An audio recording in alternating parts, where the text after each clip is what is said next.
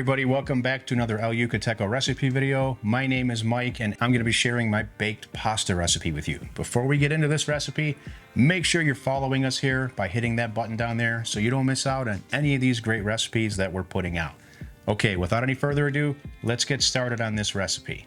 I'm starting here with a pot with some plain tomato sauce. Now when you buy your tomato sauce, check and see if it's already salted. If not, make sure you add a little bit of salt to taste for this recipe. Mine is already salted, so we're just going to go right into the core ingredients, which starts with some minced garlic, oregano, basil, some Parmesan cheese.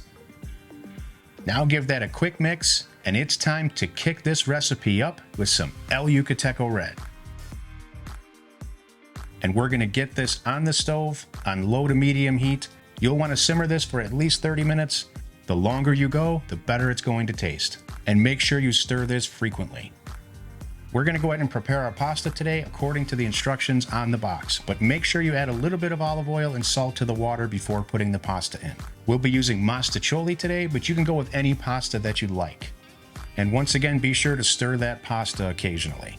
Once your pasta is cooked and ready to go ahead and strain it and add it to a large mixing bowl. Then just add a little bit of olive oil and give that a good mix.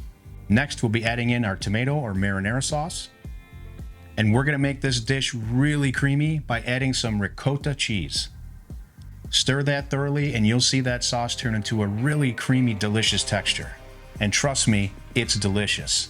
Once that's mixed thoroughly, go ahead and transfer that to a baking dish. If it's not a non-stick baking dish, be sure to go ahead and spray that with a little non-stick before transferring the pasta in. Now we'll top that generously with some mozzarella cheese and some fresh chopped parsley. Get that into a preheated oven at 425 degrees for approximately 20 minutes or until the cheese is melted to your liking. As soon as that's ready, remove it from the oven.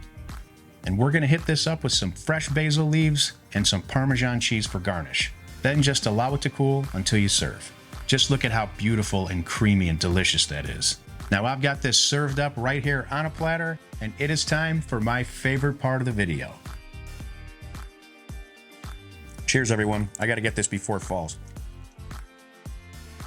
Okay, so that El Yucateco really shines in this recipe. Tons of added flavor, a little kick, and that ricotta cheese makes this so much more creamy. So this is one you've gotta try at home, and it's really simple. I really appreciate your time and hanging out with me today. Thank you so much. Remember, till next time, kick up all your recipes with the King of Flavor. I'll see you on the next video.